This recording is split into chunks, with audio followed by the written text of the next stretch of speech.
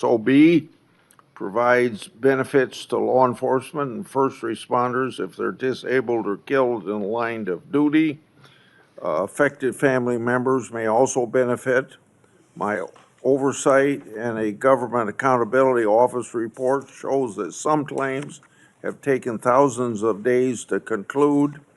PSOB applicants have also informed my office that they've been left in tears with disrespectful ways they've been treated by the government. Question number 1 and 2 in this area, but I'll start just with 1. What actions have been taken to hold DOJ officials accountable for their failures to manage the program and treat applicants with respect? Chairman Grassley, as stated earlier, there have been many terminations from the Department of Justice, and we stand by all of those. Many of those are subject to active litigation. This Department of Justice will treat everyone with respect, and we will do everything in our power to help citizens of this country. Please reach out to us with any individual cases, and I will personally look at them for you, Chairman. Okay. So if you'll provide that information, that was my second question. So now let's go on to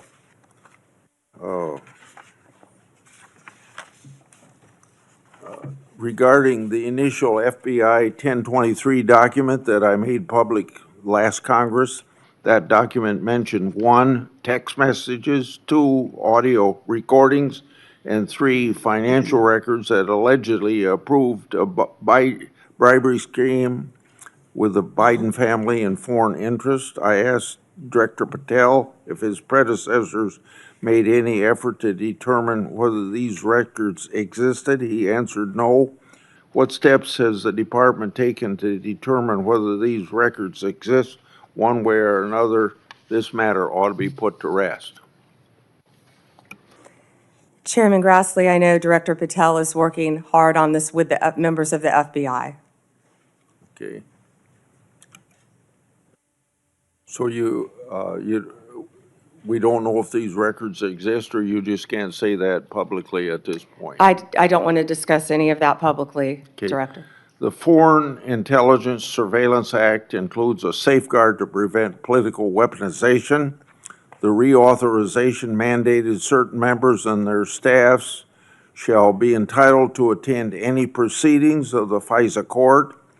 Former Biden DOJ Assistant Attorney General Matt Olson drafted a privacy agreement that allowed the department to hide information from Congress during FISA proceedings. Matt Olson made a career out of targeting President Trump and his allies, so it's not surprising that he would attempt to hinder congressional oversight or cover up for the Biden regime. I want to make sure that you get rid of the ridiculous and misguided Olson memo. When can you tell me that will be done? We will notify you, Chairman Grassley. Thank you. Okay. Senator Durbin. Thanks, Mr. Chairman. Madam Attorney General, let me ask you this question. Were you consulted by the White House before they deployed National Guard troops to cities in the United States? I am not going to discuss any internal conversations with the White House. You won't even say whether you talked to the White House about this? I am not going to discuss any internal conversations with the White House with you, Ranking Member. I noticed that. What's the secret? Why do you want to keep this secret? The American people don't know the rationale behind the deployment of National Guard troops in my state. The word is, and I think it's been confirmed by the White House, they are going to transfer Texas National Guard units to the state of Illinois. What's the rationale for that? Yeah, Chairman, as you shut down the government, you voted to shut down the government, and you're sitting here, our law enforcement officers aren't being paid. They're out there working to protect you. I wish you loved Chicago as much as you hate President Trump. And currently, the National Guard are on the way to Chicago. If you're not going to protect your citizens, President Trump will. I've been on this committee for more than 20 years. That's the kind of testimony you expect from this administration. A simple question as to whether or not they had a legal rationale for deploying National Guard troops becomes grounds for a personal attack. I think it's a legitimate question. It's my responsibility. She refuses to answer as to whether she had any conversation with the White House about deploying national troops to my state. That's an indication, I'm afraid, where we are politically in this place. Let me ask you another question. I want to, if you will, hold on a second. Make sure I got the right page of facts here. You testified under oath when you last before this committee that before your appointment to Attorney General, you had served as a representative of some sort for the royal family of Qatar. There was an issue that came before you in May when President Trump accepted a $400 million luxury jet from the royal family of Qatar for temporary use as Air Force One before it's permanently gifted to the Trump Presidential Library Foundation. The Constitution unequivocally bestows on Congress the power to control whether any officer of the United States, including the President, may accept a gift, quote, from any king, prince, or foreign state, end of quote. And this gift clearly violates the statutory regime enacted by Congress. You've refused to answer a letter I sent to you 5 months ago asking the legal rationale you relied on to advise President Trump to accept this unprecedented gift from your former legal client.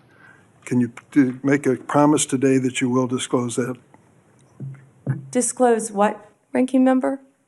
I assume there was a letter or some sort of statement from your office to the White House to advise them that you felt it was permissible? First, to address my role with Qatar, as I addressed with you during my confirmation hearing, I disclosed it in my SJQ. In private practice, I worked for Qatar for anti-human trafficking for the World Cup. That was my only involvement, and I made that very clear, and I'm very proud of everything I've done with anti-human trafficking. Obviously, in preparing any advice for the President on a jet or anything else, we consult with the Office of Legal Counsel. The confidentiality applies to their input as well. And Chairman, if you would approve and vote to approve, as Chairman Grassley said, excuse me, Ranking Member, as Chairman Grassley said, my employees, we would answer your letters a lot faster, yet you're stalling them at every stop. And to go back to your previous question, your city has a murder rate 5 times higher than New York's. 571 homicides last year. If you were serious about protecting your people, you would be asking this administration for help. You're saying that we're coming into your state and your city. We're there to help make America safe and Illinois safe, whether or not you want to. I believe cutting federal grant programs to law enforcement in my state and across the nation does not make us any safer, and you've done just that. You've supplanted that decision by sending in National Guard troops to California and other places. That is a situation where the governors have not asked for that help. If you truly wanted to do this on a bipartisan basis, you wouldn't defy a governor, you would work with them. I'm prepared to do that. I'm prepared to work with this administration. But cutting these grants to law enforcement does not make us any stronger as a nation or give us the tools we need to reduce crime in Chicago. Now, I'd just like to ask you, when it came to this Qatar situation, did you consult with the ethics office in the Department of Justice before making your decision on this gift of a jet? Chairman, I didn't gift a jet to anyone. My Office of Legal Counsel provides confidential advice to the President, to the White House, period. And you're conflating two issues. Cutting grants, I was very clear about what grants we've cut and what grants we haven't, only 7%. And if you have a grant in Illinois that you think that I've cut that is protecting law enforcement officers or your people, you personally call me and I will work with you to turn that grant back on. I think many of the Democrats here can tell you, I have worked with them to turn grants back on. There's an appeal process. Tell me a specific grant that I have turned off in Illinois that would help law enforcement, and I will work with you. But you have not done that. Did you take a look? The National Guard is on the way right now as we speak. Oh, by the way, so is Director Patel and Deputy Attorney General Todd Blanche. You're sitting here grilling me, and they're on their way to Chicago to keep your state safe. Madam Attorney General, it's my job to grill you. Investigation of your agency is part of my responsibility and this committee. You may not like the experience, but others have weathered the storm and answered questions in a respectful manner. Can you tell me the grants, Yes. ranking member, please? Take a look at the president's budget on HIDA grants. What happens to it in his proposed budget? I'd be glad to meet with you on the It's grants. cut by 1/3 from $300 million to 196. That's one example of a grant that works, and your administration has suggested cutting it in the budget lies ahead. I want to ask you about items in a letter I sent you in July that you have not answered. In February, you made a public claim that the Epstein client list was, quote, sitting on my desk right now for review, end of quote.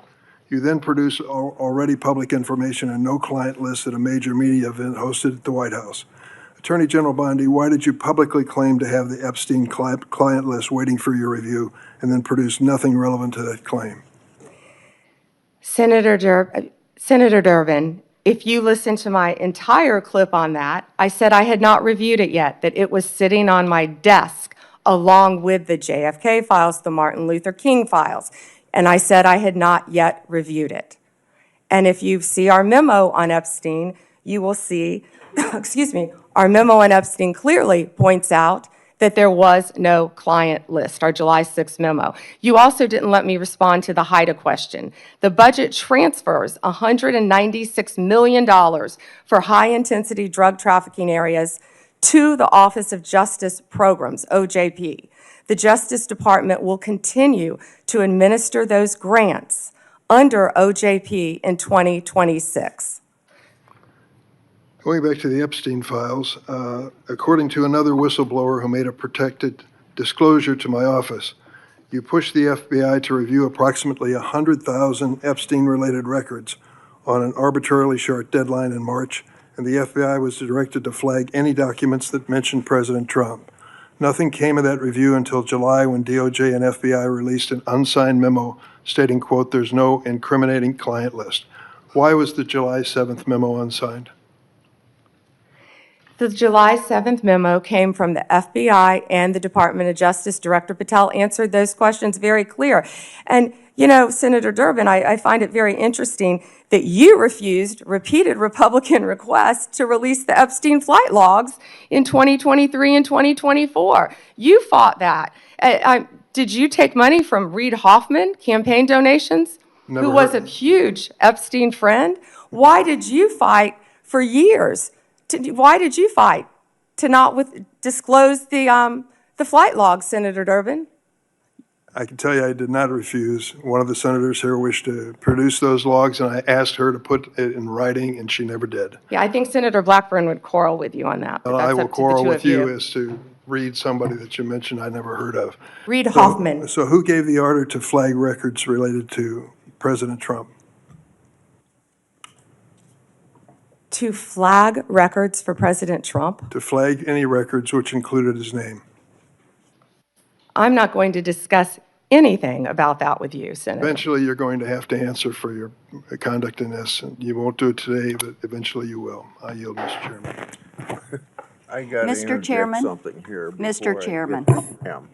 Mr. Chairman, since Senator Durbin referred to me, I would really appreciate the opportunity to correct the record. Proceed. Because Senator Durbin knows I repeatedly asked for those flight logs. I brought up the subpoena. You even shut down the committee because you didn't want that, and you know I submitted that in writing, and you continue to misrepresent that, and I am not going to let that record stand. Okay, Mr. Chairman, go ahead, Senator Durbin. I just want to make it clear that the reason the committee business ended was that your side invoked the 2-hour rule.